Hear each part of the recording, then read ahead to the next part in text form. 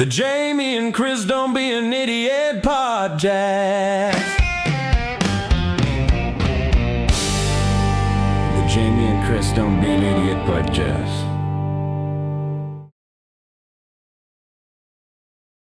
Oh, hey, welcome to the podcast. This is Jamie. I'm Chris. And don't be an idiot. So, Chris, let's talk about marijuana usage in the U.S.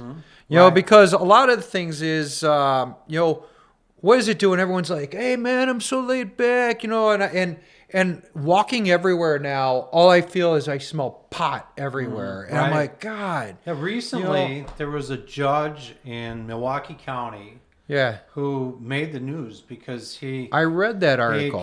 He was so pissed off. He was like, every day I come into my courtroom and it smells like pot. You guys shouldn't. Here's a good tip for you. It's not smart to smoke pot before you come to court. Right. It's not a good look, right? He says it's even worse in the hallways. Right. And I can't stand it. I mean, straight I up, have to tell you, I hate pot. I've used it in the past, college and all that crap. Experimented in college. Not much, really. And frankly, I don't like the effects that it has on me. And frankly, it's like, so my whole thing is, what's it doing on the American public? Because I think 6.8% of the American public use pot on a daily basis. So I grew up... Which is, by the way, that's 17, and to put it into numbers that you guys can digest a little bit, that's 17 million people. That's a lot of people. That's a lot of stoners. And so, and they're not all following the dead. People just want to glamorize this stuff, but... I grew up in a community full of potheads. Right. Kids were smoking pot in 6th grade, which I can't even imagine these days. But oh my God, yeah, me too. And a lot of them were doing it regularly. And they say, your brain isn't fully developed until you're 25 years old. And now it's even, some people are saying maybe it's 31 years old. Right. And so it's like when you're sitting there abusing your brain on a daily basis, the results are not good. Sure. And so...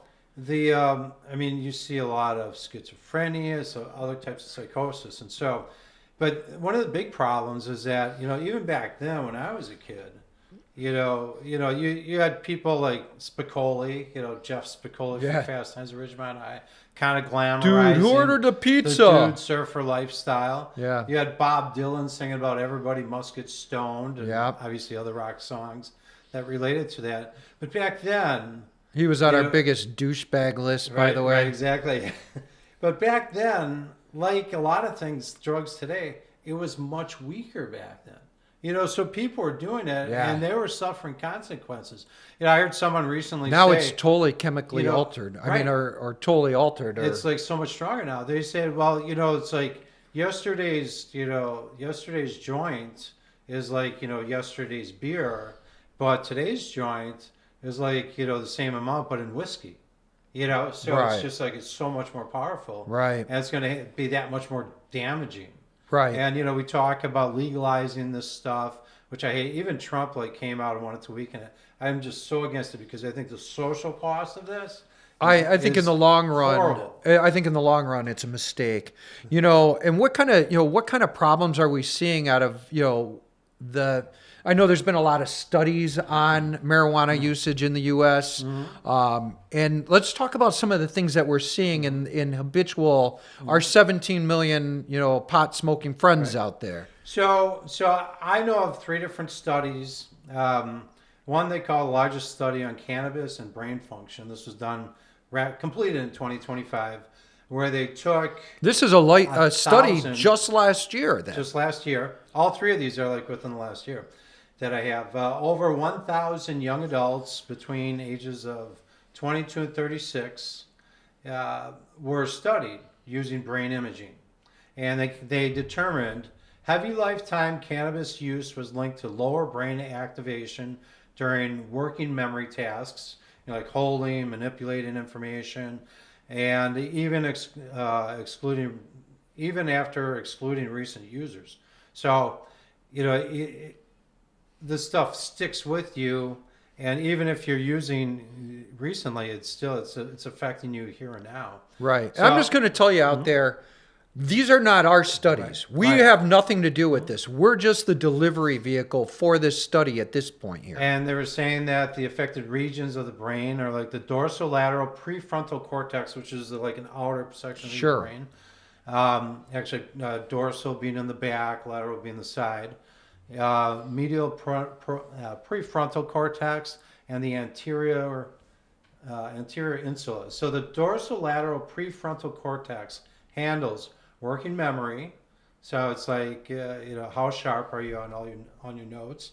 Strategic planning and goal-directed behavior. Obviously, that seems to be like that fits the whole stereotype of the pothead these days. Obviously, cognitive flexibility. Can you adjust to different situations? Attention control, which isn't obviously that fits that stereotype too, and decision making and self-regulation. Can you control yourself? Right. It's like, and they talk about schizophrenia and psychotic behavior and stuff, because people you hear people alcohol makes people violent and stuff. Pot makes people the data's there. Pot makes people violent. In fact, growing up, the most violent people I saw were potheads. They were the ones who just wanted to randomly go get in fights and just like swing at people or whatever. Really, I never noticed that, but that was my experience. I mean, these are working class, maybe even lower socioeconomic people. And so, anyways, recent use correlated with poor performance and reduced activation in working memory and motor tasks. You're crippling yourself mentally and physically. Oh, you're definitely not doing yourself any justice. About 63% of heavy lifetime users and 68% of recent users showed reduced brain activity in these areas, tied to worse. And is this over time, is what they're talking about So here? they're saying lifetime as well as recent users. Okay, so It's like, just because, I just started doing it recently, I'm not messed up by this. Maybe there's a recovery. I don't think the data shows that yet, but still, I mean, yeah, I this is wonder serious. if you cut this out altogether, is it something like, smoking a cigarette, right? Right. After so many years of smoking a cigarette, your lungs become tarred and all that. And then if you stop smoking, it actually starts to repair itself. Right. I'm right. wondering if this is something that your brain will repair Maybe that itself. can. So Maybe we need to pull a problems- study on that, which is kind of interesting. Yeah. And and I'm sure those types of studies are coming because it just became like a big thing to legalize this crap. One of the things that you see, especially like the pro pot lobby, they want to make equivalents with alcohol, but the problem is pot is like a lifestyle. There are a few like lies that they tell. Number one, they say, well, pot's just like alcohol and people can drink alcohol all the time. But the predominant, like the people who are doing it all the time are the potheads. There are people who drink a lot. There's no doubt about it. It's always Right. been like that. But most people don't make it a part of their lifestyle. I'll see some of these people, like I had to pick someone up like a few weeks ago. It's like 9 a.m. A guy gets in my car, he stinks like pot. And I'm like thinking, what the hell, It's Wake like, and bake. Yep. It's just Dude, I had a wake and bake. right? Yeah. They do it. I see people in the office building I'm at. There's like some dude who's like, he's got like a t-shirt thing at some mall or something, but he's got his office in our building. He shows up at like 7:30 in the morning, and the whole parking garage just stinks like pot. As soon as he opens the door, it's just. I get a that's lot of his this in the lifestyle. Caribbean. Everywhere I go in the Caribbean, it's like, holy, what did we do here, guys? So Yeah, I'm looking for yeah. Bob Marley to walk around the corner, right? Like, hey, Rastafarian, And man. you can't equivocate it with alcohol because a lot of people like you and I, we'll go out and we'll drink. Hey, it's Friday night at the end of the work week. Binge drinkers. Let's go do something. Yeah. But, it's not like morning, noon, night. It's like I need it. And plus, the data's there, because they used to say, oh, it's not addictive. It's not a gateway drug. Right. But it is. Yeah, Especially gateway. typically they want to use it over and over and over again. It's Because anything, you can even say that beer is kind of a gateway thing in Totally. certain respects. Totally. Because you try beer, that's Yeah. kind of the light thing. Then maybe you're going to try wine. Then maybe you'll try whiskey or vodka and all that stuff. But the path for pot is different, obviously, right?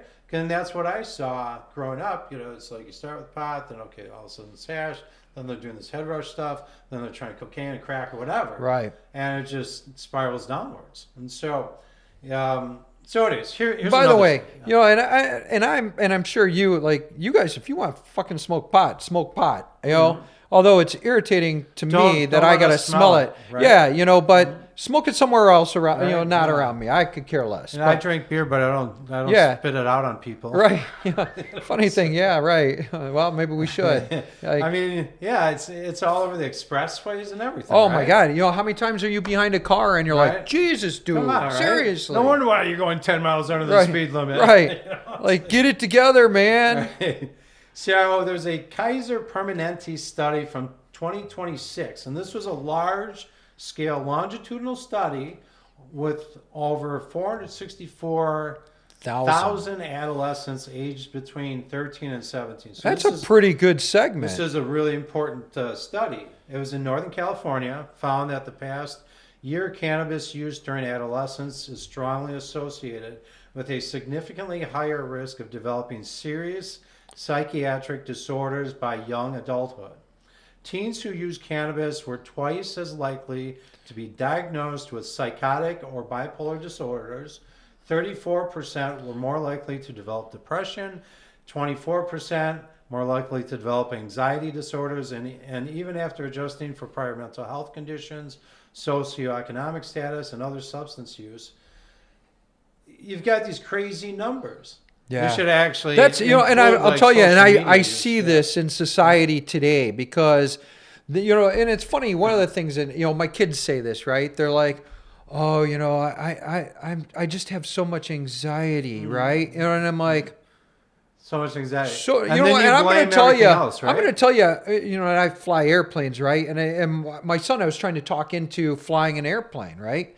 And he's like, "Oh, I would have so much anxiety doing that." And I'm like, "Do you don't think I'm anxious when I fly an airplane? You don't think that stuff hits me as well?" But the thing is, it's how you deal with that problem or how you deal with the solution to that. Which I think we're not giving these. Right. It's not going to help you with this anxiety disorder. Right. So the key findings of the Kaiser Permanente study: psychotic and bipolar disorders. Teens who used cannabis were more than twice as likely to later be diagnosed with psychotic disorders like schizophrenia or bipolar disorder. So these are all the social problems that end up being created. They say, "Oh, we're going to get tax money." But then they're like, "Well, we got to fund all this mental health because we fucked up all these people." Right. And we're always talking about how screwed up mental health is in the U.S. Right. And we don't have any places really good to send these people because we shut them down. Gas on the fire. So, so now these people are living under bridges and trying to make, ends meet by, sitting at the street lights begging for money and right. stuff. I mean, on the street. I mean, how many times do you pull up now and you see, and this has gone up over the years, seeing people begging on the street for money. Right. And I feel for them, right? But it's like the other side of it is if you give them money, where do you think they're going? Right. You know, they're not going to go buy a burger. So it's like funny because I bring them, and I've had this happen to me before, and I know this is going off track, right? Yeah. But I've had this happen to me before. You're going to show your benevolence to us. Yeah. Well, and the thing is, it's like I'm like, well, I'm not going to give them money, but if they're hungry, I'm going to buy them a meal, right? As soon as you bring it out, like I can remember one in Chicago, I'm like, got her a sub, and I walk it out to her and I hand it to her. You know what she does? She puts it behind her back and keeps begging for money. Keeps begging. That's funny. You know what? One day I had my kids, one of my kids and a couple of his friends down by my office in downtown. I said, you know what? They were selling popcorn for Cub Scouts. And so they're out there, we set up a table, you can see like down the block, there's some homeless guy, begging for money and stuff. And the kids like took one of their cans of popcorn, like a good one, I think, walked it over. They're like, here, why don't you have some food? And like 10 minutes later, the guy was gone. He just left it there. He wasn't interested in the Thanks, but no thanks, kid. offering, I appreciate it, but I no don't. thanks, yeah. Yeah, it's nuts, but So depression and anxiety, they were 34% more likely to be diagnosed with depression, and 24% more likely to be diagnosed with anxiety disorders. right. And then temporal pattern, cannabis use typically preceded a psychiatric diagnosis by an average of 1.7 to 2.3 years, strengthening the evidence for potential causal link, though the study cannot prove causation. So there's a lot of other stuff. Well, yeah, and you know what? And this goes on to affect more, and I know we're going to talk about this, cardiovascular risks and heart Right. risks. Mm-hmm. Dude, you're doing this, but it's not having any good effect on you. I mean, Right. where are you going? So it's like there are plenty of like non-harmful highs out there that you can get, like being a runner. Yeah, right. So when we start talking about the physical effects on people, Okay, it's physical. like, one of the things, not to get graphic about it, but when you smoke, like if you smoke a cigarette, you're kind of puffing, you're inhaling, but Yeah. it's in, it's out. And by the way, we were both previous smokers at smokers one time. and runners at the same time. Yeah, right, And the, right. We long-distance figured if we runners, could yeah. run and smoke at the same time, it might be Kind good of for us. offset it, Yeah, while it doesn't affect it's your lung kind of like you capacity. think you can eat anything because you exercise. It's not that way. It's different when you're 24 too. But, Yeah. So it is. But when you smoke pot, I think a lot of times by smoking one joint, it's like the equivalent almost of a full pack of cigarettes, because you're going, you're sucking, doing this big, And you're holding it. suck, and then you hold it in so your body absorbs it all, right? Yeah. And then This is not part of the studies, and right? then you exhale. No, this is just empirical study. So but you exhale, and I think the amount of smoke that comes out is not even close to being the equivalent to the amount that came in and stuff. Right. So you suck all this in, and so, anyways, They talk about crystallization of the lung materials and right. yeah, and the ciliae, is that The what it cilia, is? the hairs. Yeah, which is a big problem there too. So Multiple studies link cannabis use to heart-related issues, even comparable in some ways to tobacco effects. A May 2025 study from UC San Francisco researchers published in the JAMA Journal of American Medicine Cardiology examined chronic users. It found that regular cannabis use, regardless of method, whether it's a bong or a bowl or a joint, I guess, right? What does it matter? Right, exactly. Either way, you're like doing big, long sucks, right? Right. Was associated with significantly reduced blood vessel function, which is interesting, roughly halved compared to non-users, increasing risks for heart attack, hypertension, and other cardiovascular conditions. So you mentioned the heart attack thing. And so it's more of a vascular kind of thing, I guess, right? Like your So blood shrinking vessels the are- arteries or you're constricting the arteries? They're shrinking. So marijuana smokers showed harmful changes in blood serum affecting endothelial cells, which are the lining of the blood vessels. Other 2025 research, including meta-analysis, not to be confused with my meta glasses. Let's see. Where did I think a highlight here is the 29% higher risk of heart attack. Yeah, 20% higher. And you for think stroke, you're 29% for heart attack. Yeah. 20% for stroke. right, and you think about it, and you're like, oh, dude, they're so relaxed. You're not relaxed. Right. It's not relaxed on your You're body. dying, you're killing yourself earlier, and the odds. One analysis of millions of people found cannabis users had substantially higher odds of heart attack, up to 6 times in younger adults under 50 in some subsets. So ischemic stroke, heart failure, and related deaths. So these effects appeared to be tied to THC causing blood vessel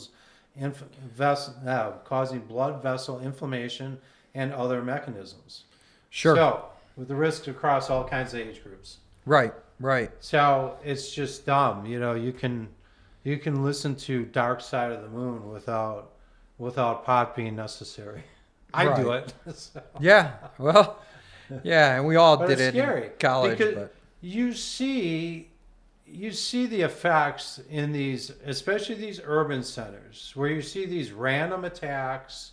You know, there was this illegal alien from Venezuela just like a week and a half, 2 weeks ago. You know, some girl down on the east coast of Florida was walking along the beach 11 o'clock at night. This guy just runs up to her, never saw her before in his whole life. He attacks her. He tries strangling her in the water. So he knocks her down in the water. He's trying to strangle her. She passes out. He thinks she's dead, so he walks away. She wakes up like a half hour later, calls the police or whatever.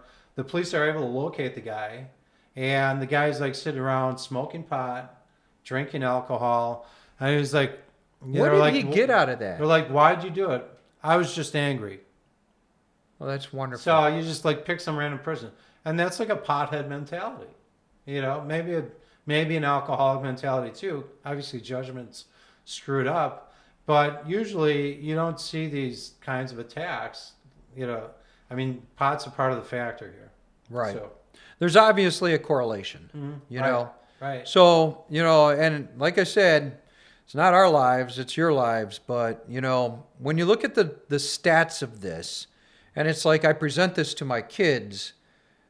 I mean, this is a real deal. I mean, you guys all think this is great, and just to think back when my wife and I were in Vegas and how much pot we smelled in Vegas, and we're like, holy cow, man. And one of the ones that comes back to mind is we're pushing this on to other generations, and there was a couple pushing a stroller with their young baby in the stroller, and they were handing a joint back and forth to each other. And Great I'm parents. I'm like, this isn't right. Right. This isn't right. Can you It's imagine like, they're sitting in the car, the kid's taking it in. yeah. And it's like, and what are they doing for the kids' lungs and Right. everything? Yeah. It just, And when we talk about the causes, the cost to society and stuff, it's just long-term this is costs. damaging. I mean, the tax revenue is great, right? But again, we don't know what's going to happen. Kind of like when they sold cigarettes to you, and they were like, "Oh, it's cool. It's healthy. Yeah. Go ahead, Right. smoke Yeah, this." Like 25 years ago, they were like, "Oh, cigarettes are bad. Vaping is healthy." Yeah. You remember Now that? they find that vaping is healthy. has all sorts of chemicals in it, and, and crap. And the thing is, when they talk about all the revenues and everything, and they say, "Oh, we're going to make all this tax revenue," but there's plenty of data out there, especially in like Colorado and California. The people who are making the most money are still the dealers, the illegal underground dealers, because the people say, "Oh, we're going to be able to like get all this tax revenue," well, that just jacks up the price, and the dealer's like, "Well, I'll sell it to you for cheaper." Right. Right. And so then they get all the business. Right. Or they'll have better product. Right. Or I don't know about that They're because probably able to do a lot more volume. yeah. They can, and because people are like, "Oh, I can." This buy isn't going to walk end around." the problem here. This is just perpetuating what we know is going to happen. Is they're all going to come back and they're all going to say, and it's already starting here. Right.